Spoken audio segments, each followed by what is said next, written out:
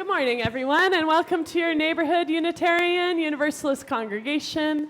My name is Susanne. I'm the music director here, and I have your announcements for the coming week. First of all, choir happens Monday nights here. If you're interested in joining our congregation spirit choir, come talk to me after service. We rehearse from 7 to 9. We have yoga happening here on Wednesdays from 7:30 to 9. You need to bring your own mat if you would like to take part in Wednesday yoga. In our art gallery, we have 2 shows on for 2 more weeks. Beloved Community, Flowers in Winter, and Sitting with Abstraction. You're welcome to go up to the 2nd floor after service or any time during the week to check out all of the gallery and the artwork. Today, after service, to celebrate Black History Month from 12:30 to 2, Don Heights, UU member and music director Sheila White will present her book, The Letters, Postmark Prejudice in Black and White. That's happening here. If you want quick info after the service, you can talk to Moira, who arranged to have Sheila here today. The Danforth Multi-Faith Commons, the DMC, is offering a forum on youth mental health on Tuesday. I can't help, but I can take another mic. On Tuesday from February 6th at 7 p.m. It's our social justice speaker event is happening live in person in East End United Sanctuary. Hi, Laura. You can talk to Laura. Yeah, we're going to have it here in the Raincoast Hall. Oh, it's happening here, actually. Okay, thank you. Our games night is happening February 17th. That's 2 Saturdays from now from 6 to 10 p.m. Join your fellow congregants or bring a friend for an evening of games. Do you get our Monday email blast, which includes all the details of what is happening here at Neighborhood? If you don't, you can sign up directly from our website. Oh, that's new and wonderful. Or contact Hala, our office manager, and she can add you. Her email is office@nuuc.ca. Marianne Marmarick's Celebration of Life is happening next Sunday at 2:00 p.m. That's our beloved Peter's mother. You're all welcome to attend. Orientation sessions for potential new members. If you are new here and want to get connected to other new folks, on February 25th and March 3rd after service, we're having Getting Acquainted sessions, which will provide an overview of UU history and beliefs.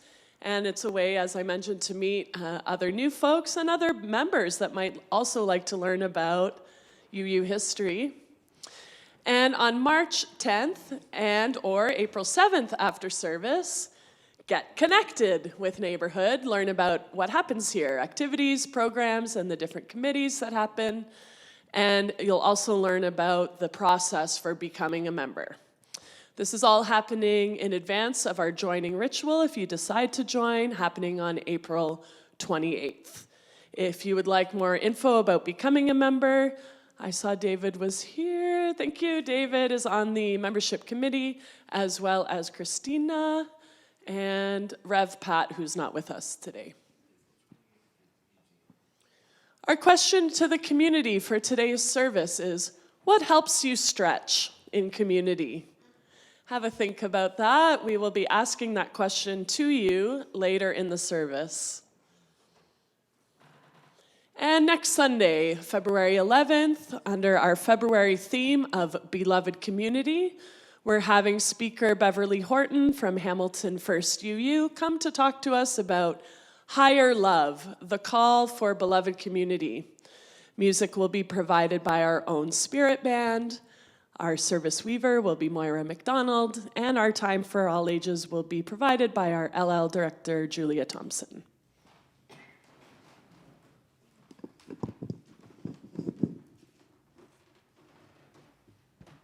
Thank you, Suzanne. And everyone here, physically present and on Zoom, we welcome you to our Neighborhood Unitarian Universalist Congregation service. Thank you for joining us. Whether you are here in person or joining us on Zoom, there we go again. My name is Allison Kabayama, and I will be your service weaver this morning. We start today's service by creating sacred space, and I invite you to join me in taking a few deep and calming breaths before reading our invocation. So let's take a breath in and just let it out. And again, let it out.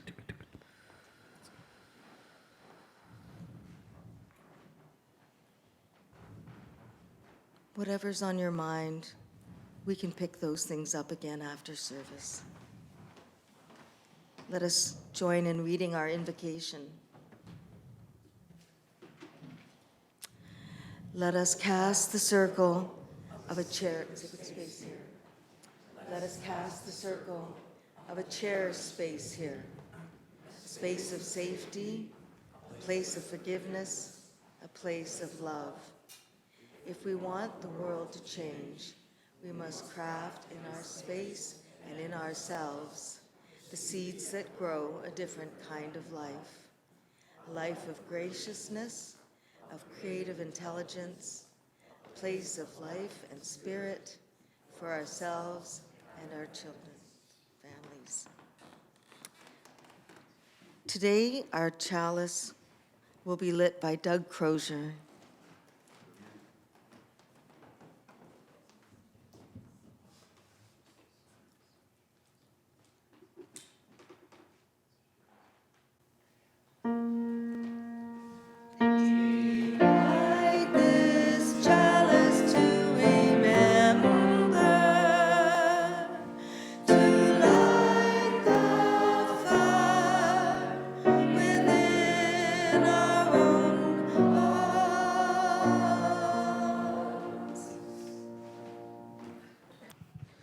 Good morning, everyone. This morning, Susanne and I are going to be playing a set of short pieces written by my brother Sasha for viola and piano. And Sasha, as a teenager, immersed himself in the musical style of the Western Europe of the 19th century. This became his native language as a composer. And that was a time in Europe of when the young new wave of artists were challenging every aspect of society, not just the aesthetics, importantly, but also the politics and values and morality. It was a truly revolutionary time connected to every aspect of life. And Sasha identified with this strongly. And he actually, through a combination of study and intuition, developed connections between his contemporary values and ideas and this style that he was immersing himself in. For instance, he had identified a certain harmonic technique that he found composers used, and he called it the democratic minor, which wasn't a music historical term, but that's what he came to associate with that particular musical technique, and he worked on his own aspects of it as well.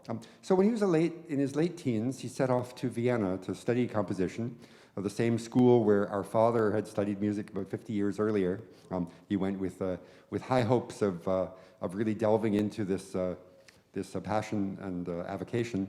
But when he got there, he found that the expectation of composition students was to distance themselves from all traditional harmony of the history of Western music before the 20th century, and to write only in what were considered contemporary styles of that time, which was the late 1970s, early 1980s. He found this interesting challenge in a lot of ways, and he learned a tremendous amount. But at the same time, it created a sort of a division in himself. When he wrote these pieces at age 23 in 1980, he said he couldn't show them to his teacher, even though he thought they were important work of his. He felt very strongly that they were good music. But his teacher would have thought, okay, if it's an exercise, fine. But if this is the kind of music you want to write, he would have been on the receiving end of a rant. And Sasha, took it to heart and wrote the music that was expected of him. And he went on to a brilliant career as a composer and a teacher at the professor at the University of Toronto in composition. In his own teaching, he insisted on encouraging any style or any intention that a student would bring to him, whether they wanted to write video game music or whatever it is they were trying to do. So he completely rejected the example of his teachers in Vienna. And he associates this experience with a warning about the dangers of dominant aesthetics, dominant ideologies, dominant values, even dominant morals. Anytime we have the impulse to conform to the expectations of those around us, he feels we should question that. So these are just a couple of short pieces called fantasy pieces in romantic style. And we did one just before, and we'll do one now and one later on for the offertory. And hope you enjoy.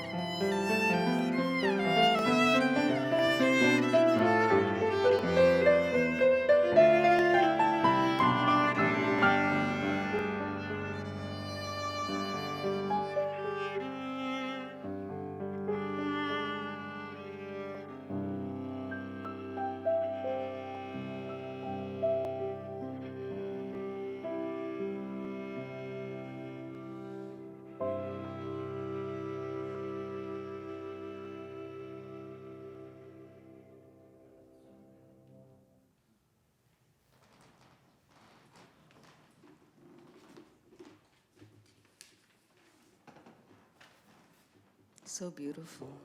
Thank you. For Indigenous peoples, the land is not an inanimate object, but is an integral part of their ecosystems.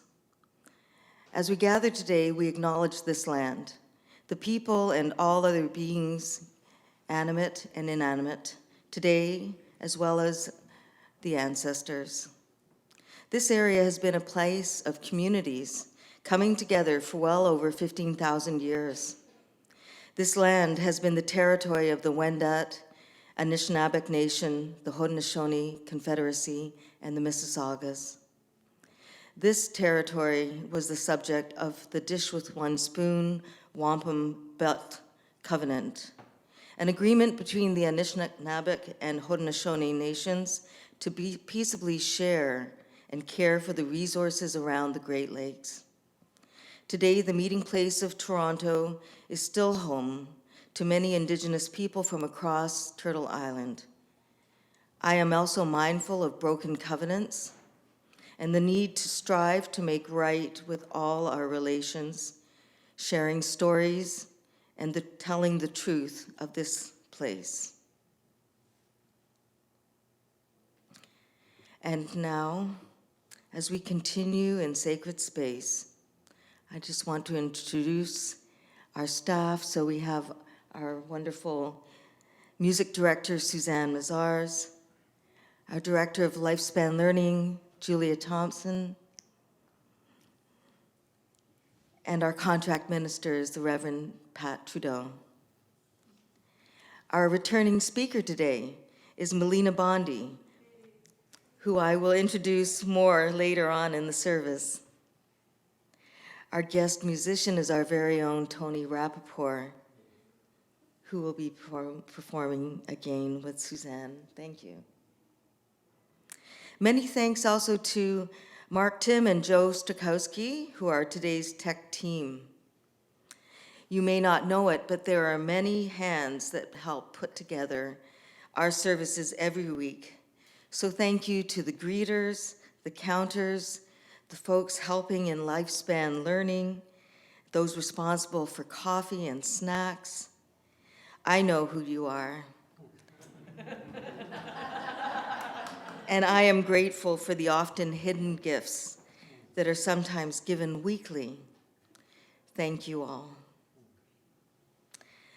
Parents with children may want to take advantage of our optional wiggle room, where you can hear but can't be heard if the door is closed. You can hear the service in there, though. The room is also a quiet, personal space, so if that's what you need, you're welcome. We also have assisted hearing devices, which are available from Mark at the sound desk, if you'd like to try them out. As Unitarians, we are open to many traditions and learn many beliefs. We welcome all people who are seeking a spiritual community. If you are visiting us in person for the first time, we welcome you and encourage you to stay after service for coffee time. There's also tea. Please take a red mug, and that will be a sign to us that you're interested in speaking, maybe finding out more about neighborhood. Our services can vary from week to week, so we encourage you to come a few times to get a better feel for who we are. Our mission at Neighborhood is to empower spiritual growth and shared action for the care of our world. Our theme for February is Beloved Community, and today's theme is Power and Patience in Beloved Community. When I heard about today's theme of power and patience in beloved community, it reminded me of the difference between how one might perceive the concept of power in general versus being a leader or cooperating in some way within a spiritual community like Neighborhood. I remember when I first started coming to Neighborhood 24 years ago, and how I was ready and raring to go, to be decisive and action-oriented, to put good ideas into action as soon as possible. I quickly understood that a community like ours operates more or less one day a week, as opposed to other places in our lives. So sometimes one might expect to be able to complete something in a day, but that would take a week. And if it took a week in real life or outside life, be prepared for a month or two, and so on. This required me to learn much greater patience, and I still learn. I had to cool my jets, so to speak, and learn the ins and outs of process within a democratic spiritual community. In my time working as the RE coordinator and in our office as the administrator, or serving as a board member, or being a co-president with Ray Barclough, I had the opportunity to understand at an even deeper level. Consultation is a huge piece of it. All the relevant parties need to be included in the discussion and decision-making processes.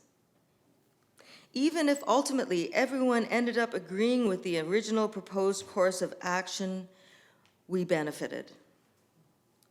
I learned that despite any drawbacks concerning the length of time and work of convening meetings, etc., that the end result was always inevitably better.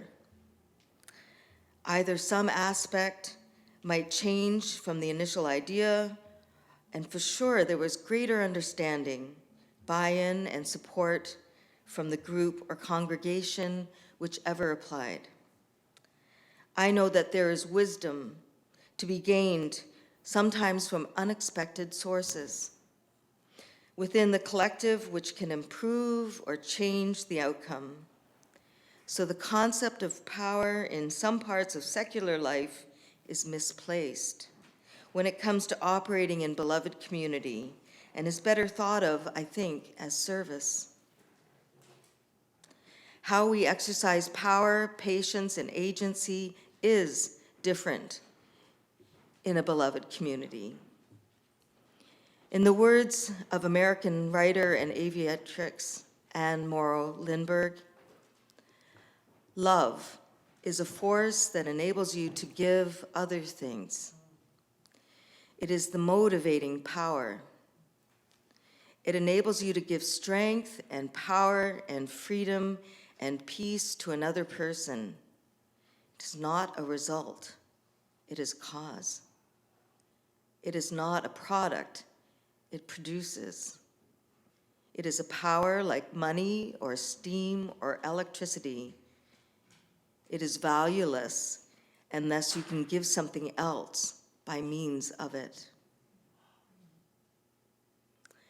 Thus, my deep and abiding love and respect for people here I consider to be my spiritual family has thereby come to inform my very way of being in this community and beyond.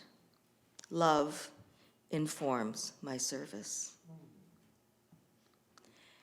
Now we come to the time where we get to greet our neighbors. After you've greeted a few here, perhaps give a wave to our friends online. Susanne will sound a chime to end. And now please take a moment to greet your neighbors around you.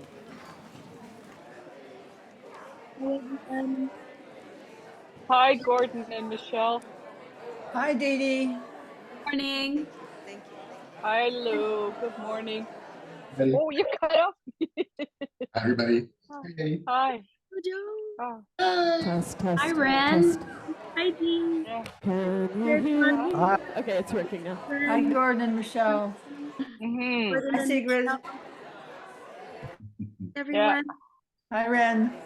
Good. Hello, Hi, Mark Ren. and All Helen. over the place. Hey, Gordon and Michelle. Hi. Hello, Dee.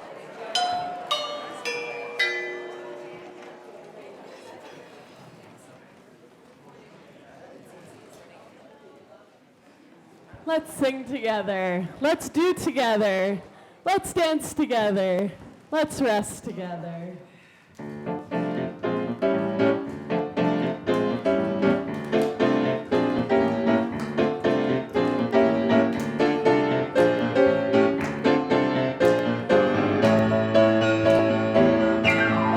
You got to do when the spirit says you. You got to do when the spirit says you. When the spirit says do, you got to do. Oh Lord, you got to do when the spirit says do.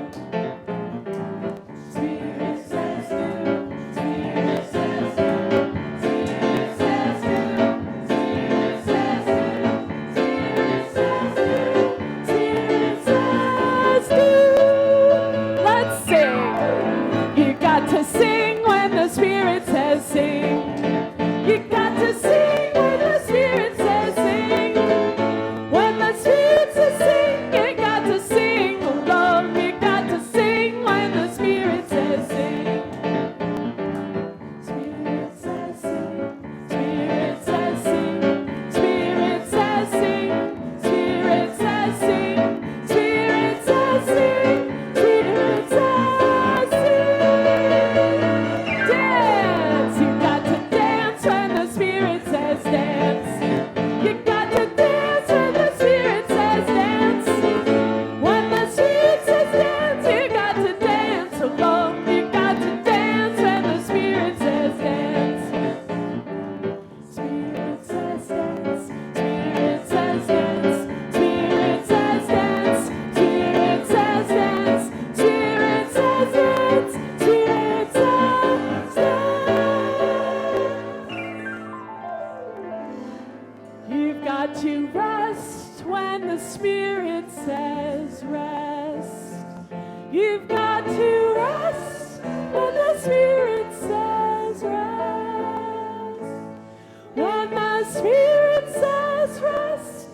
You've got to rest, oh Lord.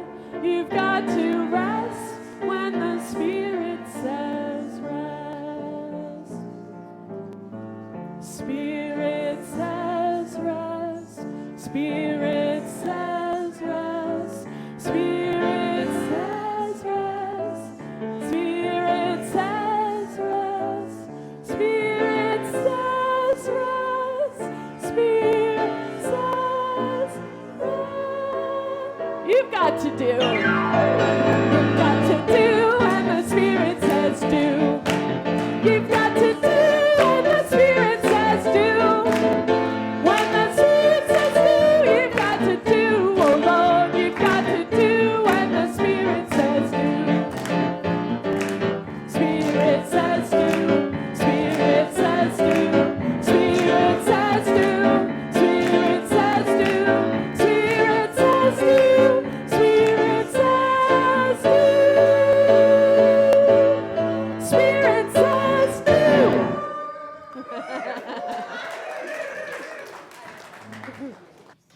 Hello. Hey, Julia. So, as you say, I'm Julia, and this is the time for all ages, and I'm so happy to see you kids here. So, the story that I am going to share with you today is a Passamaquoddy tale, and the Passamaquoddy people live in on the border of Maine and New Brunswick, and yeah. So I will begin. Long, long ago, there lived a man and a woman who wanted to travel north to hunt for the winter. They traveled for many days until they found a place that they really thought would be a good place to settle. There was a clearing, and it was in a pine forest. So they settled down, they put up their tents, and every day the man would go out hunting, and the woman would gather wood for the fire to dry the meat and the smoke from the fire so that they would have enough meat to take home for themselves for the winter, and also to take home to the people in their village. And all went well for a while. The weather was very nice, and there were plenty of wild animals to hunt.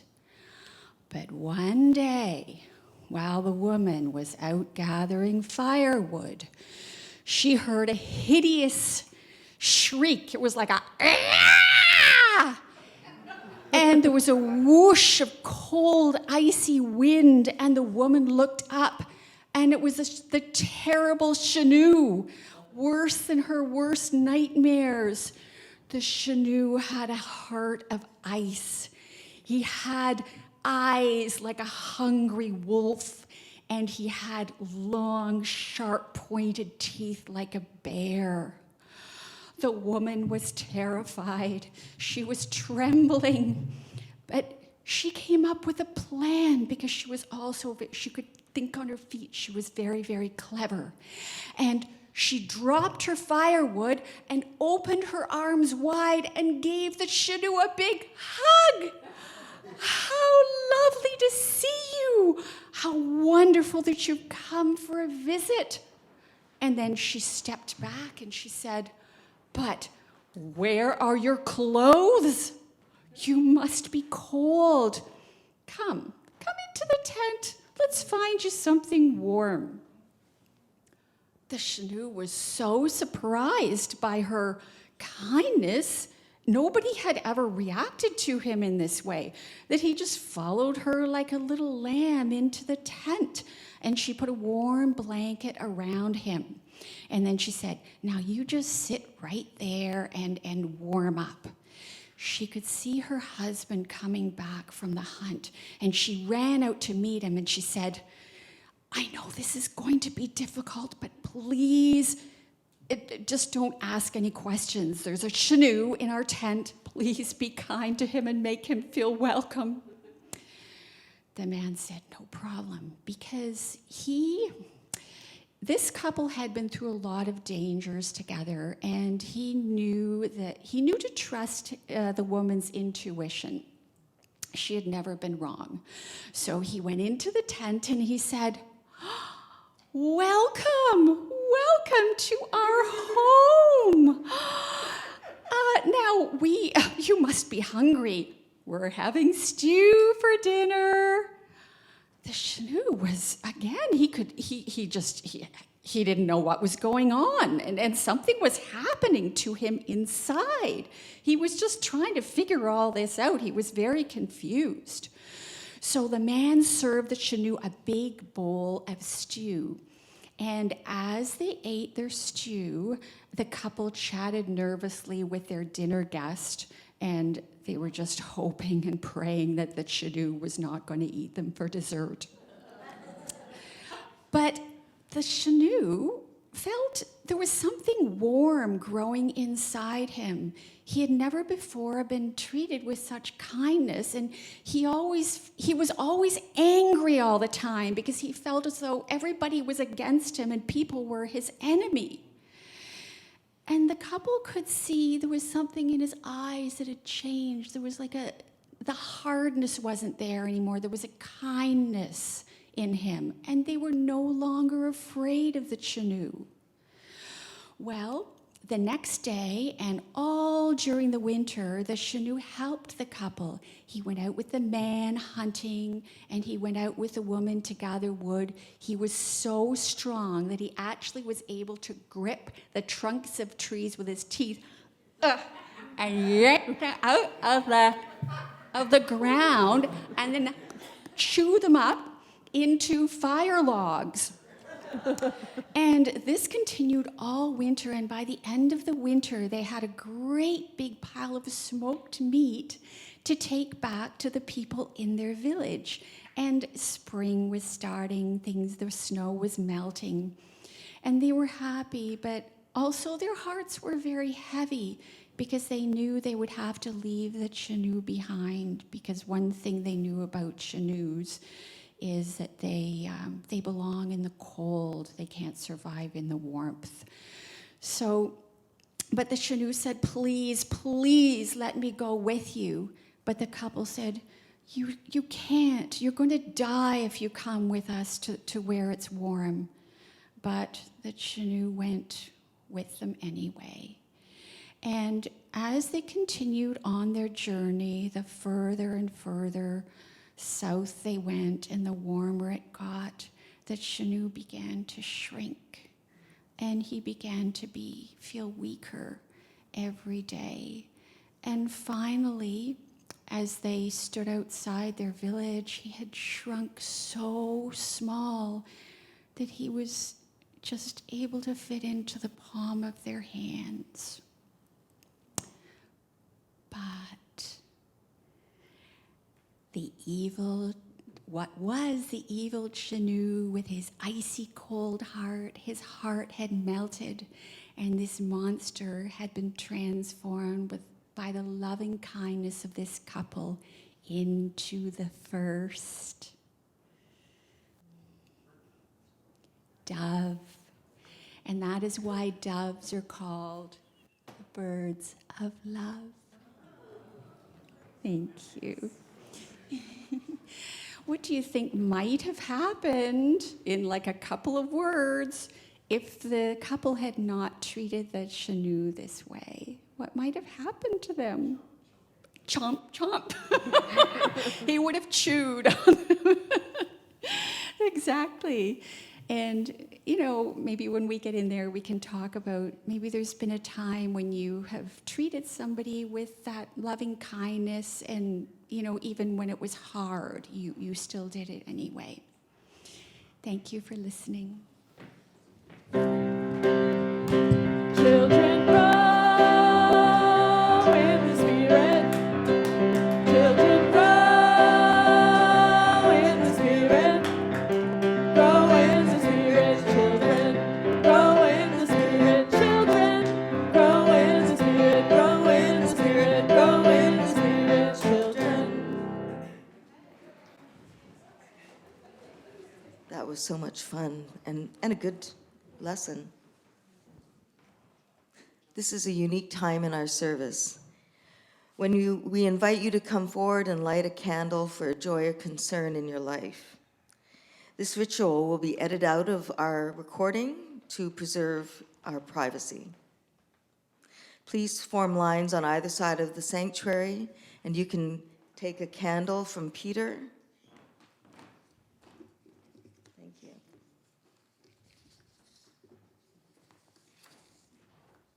And approach the chalice when I motion to you.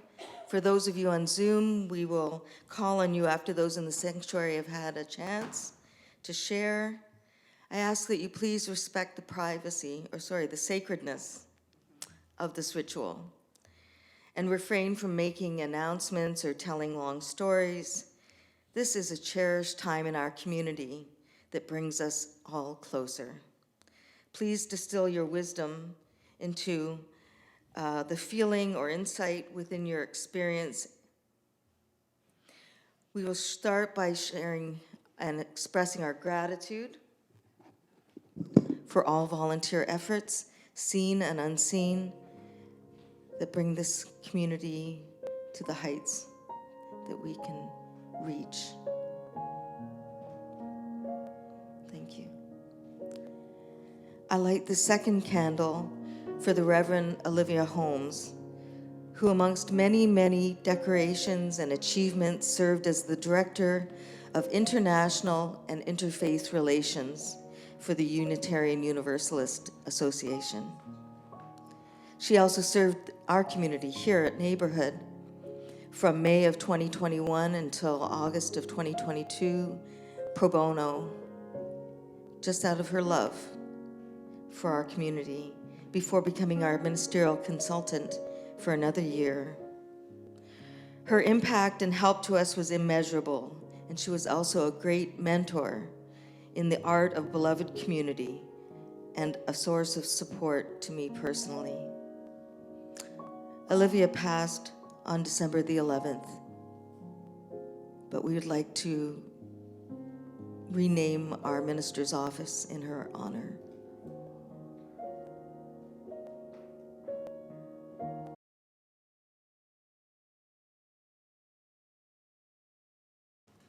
So I promised to tell you a little more about Melina Bondy, who uses the pronouns they, them, and is a queer, gender-fluid white settler who began meditating 20 years ago, taking monastic vows under the Vietnamese peace activist Thich Nhat Hanh in 2012.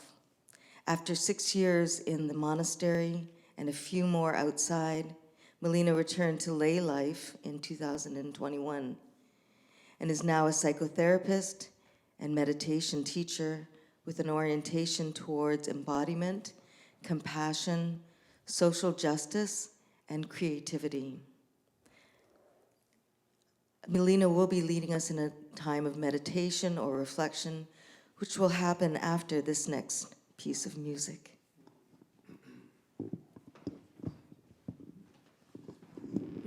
You're all welcome to stay seated for this. We're talking about, I think my mic's not on again. Yeah, is it on out there? Okay, great, thanks. We're talking about patience, and so we're going to sing Hush, Wait, Listen, Dwell in the Song of the Breathing, and that'll lead us into a meditative period. How the song will work, I'll sing a phrase, you just echo it back to me, and we'll just keep that going. You're welcome, once we've got that, to sing the lead with me if you like, or just to be solo congregation. Can we pull up the slide, please? Thank you so much.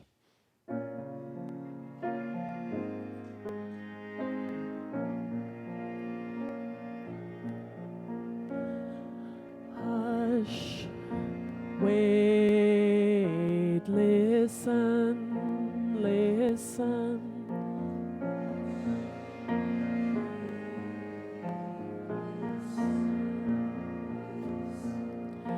Dwell in the song of the breathing, breathing.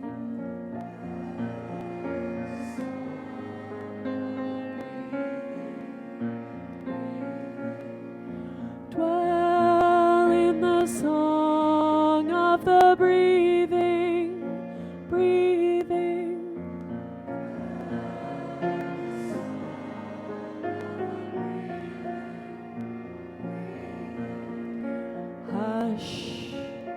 Wait, listen, listen.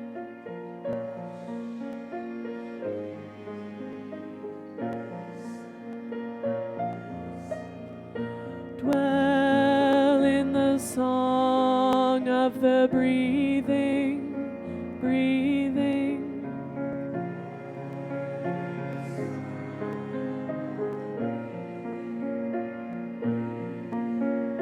Dwell in the song of the breathing, breathing.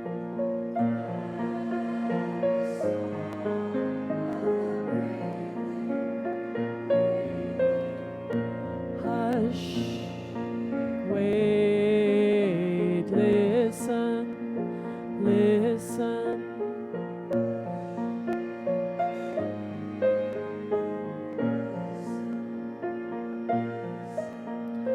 Dwell in the song of the breathing, breathing.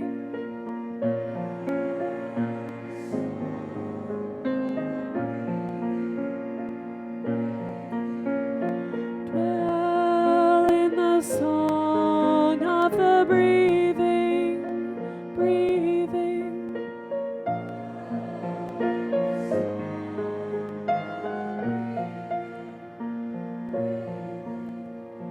Hush, wait, listen, listen.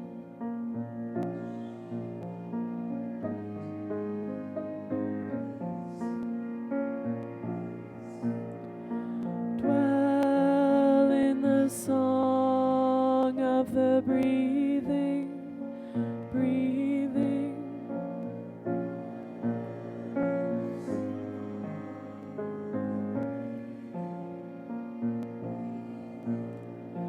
Dwell in the song of the breathing, breathing.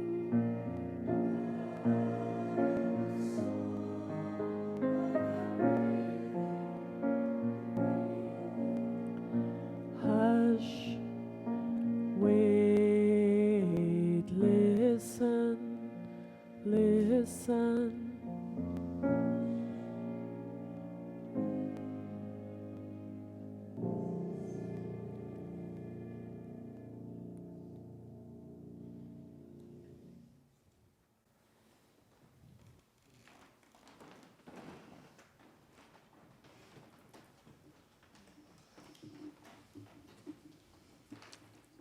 Thank you. In this beautiful space of hush, wait, listen, we can continue this listening practice.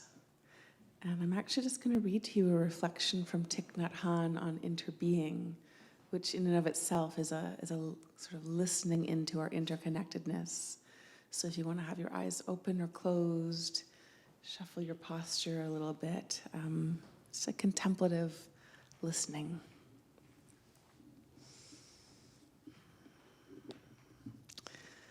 If you are a poet, you will clearly know that there is a cloud floating in a sheet of paper. For without a cloud, there is no rain. Without rain, trees cannot grow. And without trees, we cannot make paper. So we could say that the cloud and the paper inter-are. Interbeing is not a word in the dictionary yet, but it should be. If we look into a sheet of paper even more deeply, we can see and recognize sunshine in it. If sunshine is not there, a forest cannot grow. In fact, nothing can grow. Even we cannot grow without sunshine. And so we know that the sunshine is in the paper and the sunshine inter-are. And if we continue to reflect, we can even recognize the logger who cut the tree and brought it to the mill to be made into paper is part of the paper. And the wheat that grew to make the bread that the logger ate is part of the paper. And the logger's parents are part of the paper.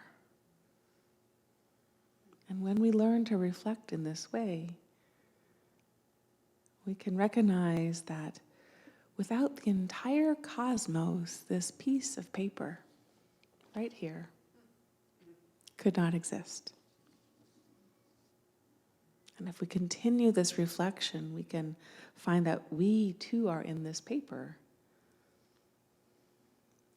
This paper is part of our perception. And there's no separation there either. Because our mind is here as part of the causes and conditions that give rise to this paper. This is why we can say that everything is here in this sheet of paper.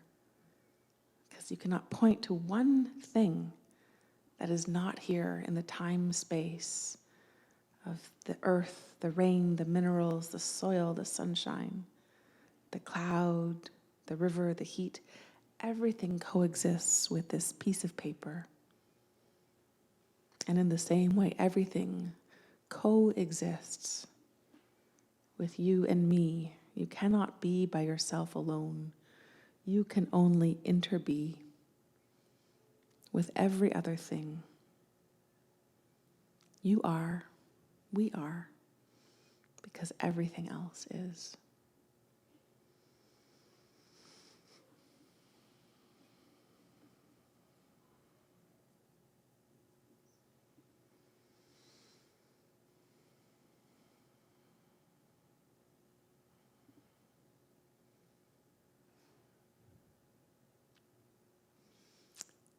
So hello. Glad to be together, glad to visit again. Yes, it was truly a beautiful day yesterday. So for those of you who weren't here, know that the tremendous gratitude for this space where we got to hold a meditation retreat day long was just overflowing. And we hope that some of what was generated here remains and gets to be shared with everyone who joins the space afterwards too. Today, the topic for the new month is radically inclusive, beloved community. And so when I heard those words, I could not help but think of the relationship between my teacher, Venerable Thich Nhat Hanh, and Dr. Martin Luther King Jr. Is anyone familiar with the fact that they knew each other? Okay, a number of folks. Is anyone unfamiliar with this? Okay, a number of folks, that's what I was guessing. So I'll tell a bit of the story for those who don't know. So in the 60s, Thich Nhat Hanh had been invited by groups like Fellowship of Reconciliation to give talks about the reality of Vietnam to counter a lot of the American propaganda and to work for peace. And so he got to know a lot of folks within the different Christian peace organizations and some Jewish peace organizations too. And so through there, he ended up getting in touch with Dr. Martin Luther King Jr. and had written to him many times saying, you know, in Vietnam, we see you as a bodhisattva, as an awakened being who is doing the work of saving all living beings from suffering. We really see the interconnection of our own movement for liberation and the work that you are doing. And it was through a number of those letters, and it's not the only reason, but it's a major reason that not everyone is aware, that eventually Dr. King spoke out against the war in Vietnam, which Vietnamese people call the American War. And that relationship, you know, I mean, we can know things, but when there is relationship, things change. And so in 1966, they actually issued a statement together at a press conference in Chicago saying, and this was after the immolations of a high-ranking monk in Vietnam who had burned himself and the call for peace. And a lot of the folks in the West were saying, why did he commit suicide? And in Vietnam, they were saying, no, this was an act of a liberated person who was quite old, who decided to make a statement and did it in this way and was chanting the whole time and had this almost smile on his face as he burned himself alive. And it was very shocking and very hard for folks to, and so there's this joint statement that they offered in 1966. We believe that Buddhists who have sacrificed themselves, like the martyrs of the civil rights movement, do not aim at the injury of the oppressors, but only at changing policies. The enemies of those struggling for freedom and democracy are not humans, they are the discrimination, the dictatorship, greed, hatred, and violence that lie in the heart of each person. These are the real enemies, not people. We believe that the struggles for equality and freedom in Birmingham, Selma, Chicago, as in Hue, Da Nang, and Saigon, are aimed not at the domination of one people by another. They are aimed at self-determination, peaceful social change, and a better life for all human beings. We believe that in a world of peace, that only in a world of peace can the work of constructing, of building good societies everywhere go forward. And Dr. King and Thai, the Vietnamese word for teacher, so that's how we refer to Thich Nhat Hanh often, Thai. They met a few times, they wrote quite often, and then unfortunately Dr. King's life was cut short. And yet in their interconnections, both Dr. King was changed quite a bit, and that relationship led him to make statements that threatened his own life, that lost a lot of public support for the civil rights movement, because some people were saying, why are you talking about what's happening around the world? You should be focusing on your own things. And yet, because they both understood the radical interconnectedness of all struggles for liberation, Dr. King could not keep silent, and Thich Nhat Hanh made a commitment to continue Dr. King's work of the beloved community. And so when I was living in Plum Village, we would always be talking about beloved community, but it also got me at some point to say, people are kind of using this word as if it means being loving in community. And I think that there is so much more to what was meant by that. So it also got me to do a bunch of research and write a little bit when I was in the community. And again, I imagine some of you know this, but some of you may not know, beloved community was a term coined by Josiah Royce, who founded the Fellowship of Reconciliation. But it was Dr. King who popularized the term and made this really clear statement and connection that of this deeper meaning. For Dr. King, the beloved community is a global vision in which all people can share the wealth of the earth, he said. In the beloved community, poverty, hunger, and homelessness will not be tolerated because international standards of human decency will not allow it. Racism and all forms of discrimination, bigotry, and prejudice will be replaced by an all-inclusive spirit of sisterhood and brotherhood, or kinship, we could say. So it's a very clear political stance, not just the way that we treat one person and another, but the way that we can, what we put up with and we don't put up with in society. And it's something about this combination of the interpersonal relationship that build this awareness and these public acts that were still built by the very personal, the connection of the personal and political being so clear in this relationship that I think really, still has me thinking about them and inspired and moved by them so many decades later. These are both powerful people doing powerful things through their friendship, through their relationship on behalf of many beings.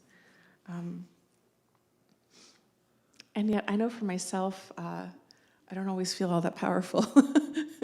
And I don't always feel like I can do great things. And I always also want to be so cognizant that, the civil rights movement was not just about the front leaders like Dr. King. There was Ella Baker and Bayard Rustin and all the countless grassroots folks who let there be the public figures that we can think of, but there's never just one person or two great people. It's always all the interconnected people, printing the pamphlets and the people renting the buses for the demonstrations who are part of why we remember folks like Dr. King and his speech, I Have a Dream, which has been so deeply whitewashed, if we will, to make it sound like it's just about having a dream of being kind to each other. But really the dream is this, like a society where everyone's humanity is actually respected and people have the basics of food and shelter. This is really, really important, powerful ideas that sometimes get me like really inspired and other times leave me feeling really kind of hopeless and feeling the deep powerlessness of being a solo individual. Which is where meditations like seeing the entire cosmos in a piece of paper are so important for both just general mental health as well as recognizing, okay, the one thing that I did today, the one letter I wrote to a government official, the one person that I had a conversation with actually does matter. And so you'll see me wearing a keffiyeh today because I cannot think about the relationship between Dr. King and my teacher, Thich Nhat Hanh, without thinking about if we made a land acknowledgement statement here, how can I also not be thinking about the settler colonial state in Israel-Palestine that is today causing the harm that we're trying to make amends for in Canada. It's the same system, different context, and I think it's fair to say even more complicated because of all the layers of the many genocides that people have faced and then unfortunately perpetuate. So to come back to like the very personal, I want to share just two stories from my own life. And one was, how was I engaging in trying to engage in beloved community and radical inclusivity? One being specifically, I have a newsletter for folks that join my meditation courses, and I had made a statement in the fall, just something, a little bit about the importance of honoring and recognizing that Palestinian peoples are seeking to free themselves from colonial occupation, which, especially for folks in Canada who are committed to reconciliation, like let's see the parallels. And someone wrote back, very, very upset that I wasn't acknowledging the kidnappings, and I was personally, my take, I was like, oh, we don't have the same views, and then I was like, okay, here's one human that I'm actually in a relationship with, and so my action then was to go back and forth and have emails and for us to actually listen to each other, and we didn't entirely change, but we were able to respectfully engage in communication in a place that so many have just completely divided. And as I sat and took time, I was like, I don't have time for this. There was something about just this image of beloved community, this image of radical inclusivity of what's the thing that I can do? Here's the person I actually have relationship with, because I think so many efforts for change can sort of go into vacuums when we don't have relationships. And so I've been putting a lot of my effort into who do I have a relationship with that might be a place where I could have some change, but then I also have to be willing to be changed by them. And so that's where I wanted to leave you with this last story that for me is some of the most valuable part of being in community is not just what I learn from other people and the different perspectives that really do enlarge my life and the places where I'm the one enlarging someone else's life and their understanding, but it's the ways I get to see my shortcomings, and I get to learn humility. And so one story that I want to close with is living in the monastery. So this was when I was in Blue Cliff, a monastery in New York State, but I had first lived in France in Plum Village, the sort of headquarter monastery of Thich Nhat Hanh's community as a monastic. And so we had this semi-official rule that when you're in the kitchen or at any point, if you get really upset about something, you're allowed to just leave and go for a walk to take care of yourself and then come back and address it. And so I was in the kitchen one morning and we all take turns cooking and cleaning and doing all the work for the community. And one of the people I was working with, we knew each other very well. We were ordained together. We were pretty close, and we could also not see eye to eye on everything and drive each other nuts. And so this one morning, she put down the soy milk and was like, she said something like, there's sugar in that, because we were all going to see a traditional Chinese doctor, and so we couldn't be eating any sugar as we're taking this. And so we were all like really saying, oh, where's there sugar? Where's not sugar? And a little wound up about it. And so she puts it down. She's like, there's sugar in that. And in the morning, we normally don't speak. I got so frustrated. I was like, I just want to be quiet. And I didn't think I did anything. But I said, like, I know. And I put something else down. She's like, no, you have to notice. And I was like, I know. And she left. She got so upset she left. And we had all been studying nonviolent communication, not all, a number of us had been studying nonviolent communication. I see some laughs. So I was like, oh, I know the steps. I will express what I saw, what I observed, my needs and my feelings and needs. I will make a request from her. I know how to do this really well. She's the one who's always getting angry about things, because she did often get angry about things, and it was rarely ever me. And so when she came back in, and later we were making lunch together, still mostly in silence, I eventually, near the end of making lunch, said, okay, so, we had a bit of conflict this morning, and I put forth my spiel, and then she left the kitchen again, fuming. And my brain just jumped to, oh, what's the matter with her? She's always so angry. And it wasn't until the afternoon, because I was in community and I couldn't just leave her, because we had all made this commitment to learn to cultivate more mindfulness and speak and more kindly, and all the practice commitments that we had together, that something finally dawned on me. Oh, I was going in as if I was right and she was wrong, and she could feel that. So I was part of her getting angry, and and it wasn't just her, it was me too. And having to shift to see my own complicity, my deep shortcomings in something so simple as how I responded to someone as we were setting the breakfast table, and yet so huge as to actually see a deeper layer of my own arrogance, of my own lack of seeing her own humanity. It was both really painful, but really liberating. And so when I think of the power of being in community, I think actually mostly of this. Every now and then I think of these luminaries and these amazing big, great figures of history, right? And what their relationships do and what beloved community means there. But mostly I think about the gift of the mirrors, the way that community rubs us in ways we don't want to be rubbed, but we couldn't learn and grow without the rub.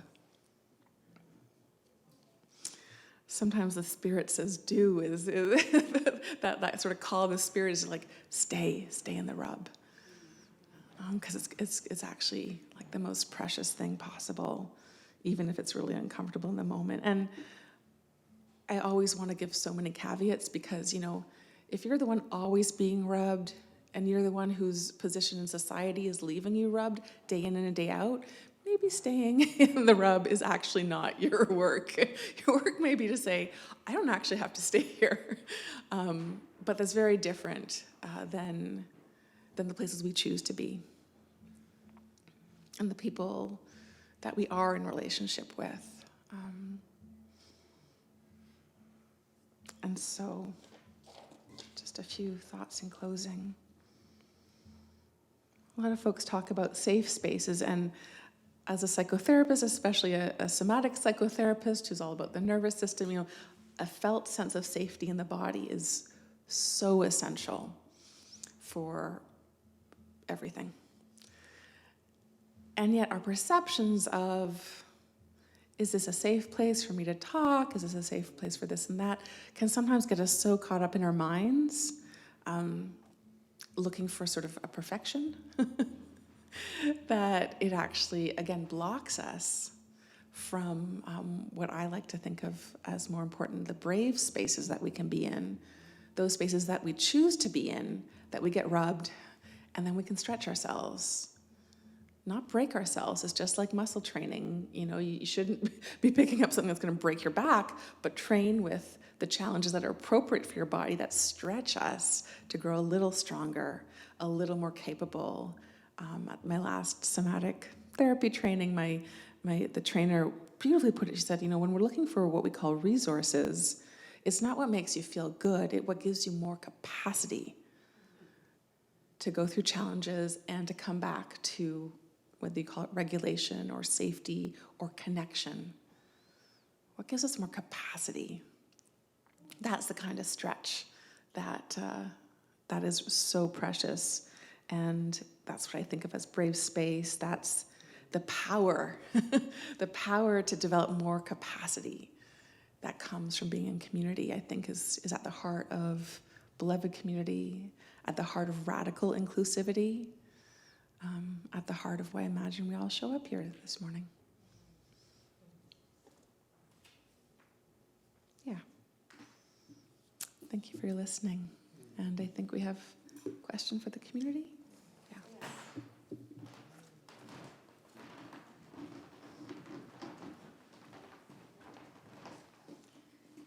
Our question for the community is now.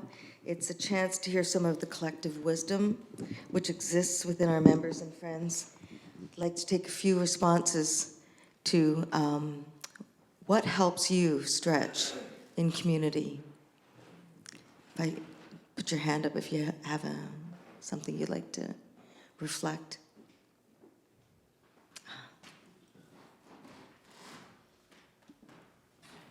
Love from others in the community who I know will hold me as I'm attempting to stretch. Thank you.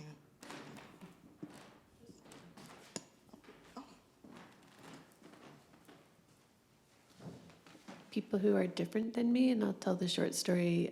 Luke Anderson, who dances in a wheelchair, wanted to come to my contact dance jams, and I was like, oh no, what do I do? How do I do this? I don't know how to do this.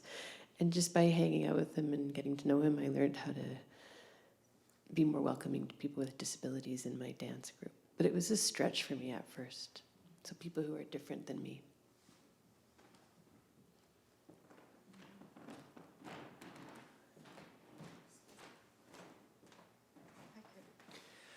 People who listen to me and learn to understand. Thank you. I'm glad I have the person that points out the hands raised to me. It helps. Me too.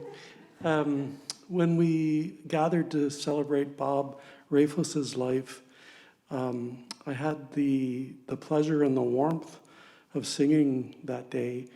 And Kurt and Floyd and I, as the service was ending, just very naturally linked arms and shoulders. So touch is an important way for me to stretch. And as has been mentioned, love.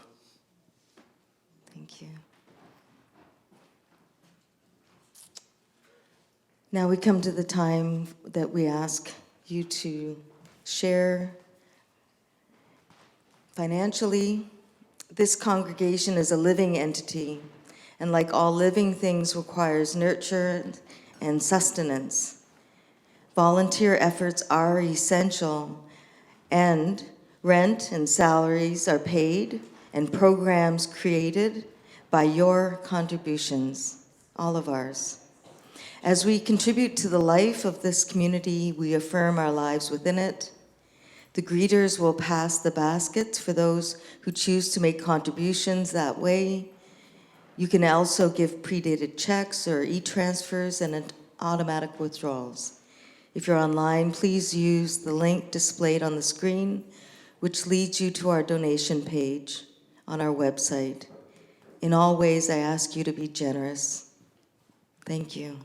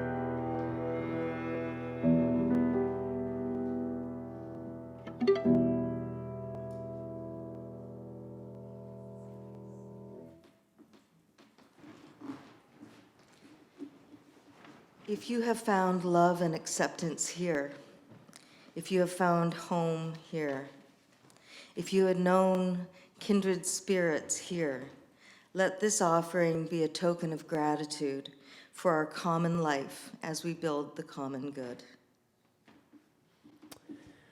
For our closing song, we're going to sing Circle Round for Freedom. Usually we don't actually form a circle in the sanctuary until the very end of the service, but I thought it might be a very lovely feeling to actually make a circle to sing Circle Round, if you wouldn't mind doing that. Not that we have to hold hands in any way, but just to be able to sing to each other, to be able to see everyone, to feel everyone facing you. Yeah, not to hold hands. We're going to be singing for a while, right? Okay. This is just for singing. Okay. It's going to be a while, so your hands will get sweaty. Thank you so much, everyone.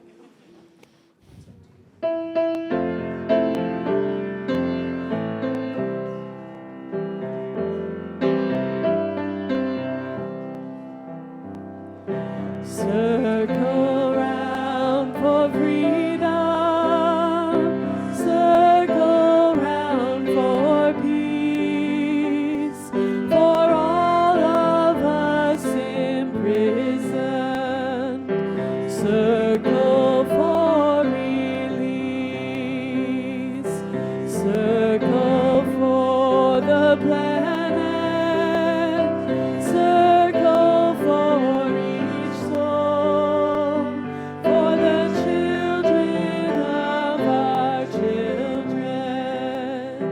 Keep the circle whole. Circle round for freedom. Circle round for peace. For all of us imprisoned. Circle for release. Circle for the planet. Circle for each soul. For the children of our children. Keep the circle whole. Circle round for freedom. Circle round for peace. For all of us imprisoned. Circle for release.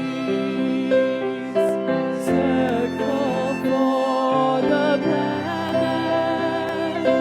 Circle for each soul. For the children of our children. Keep the circle whole. For the children of our children. Keep the circle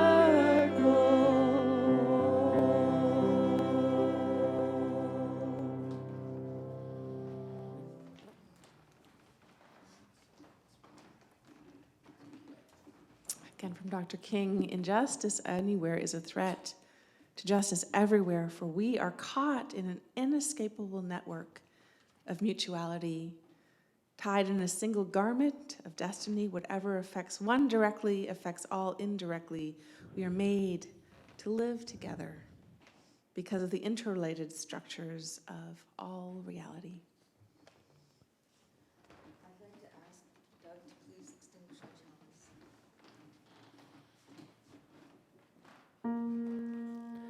Although our chalice has been darkened, we hold the fire within our own hearts.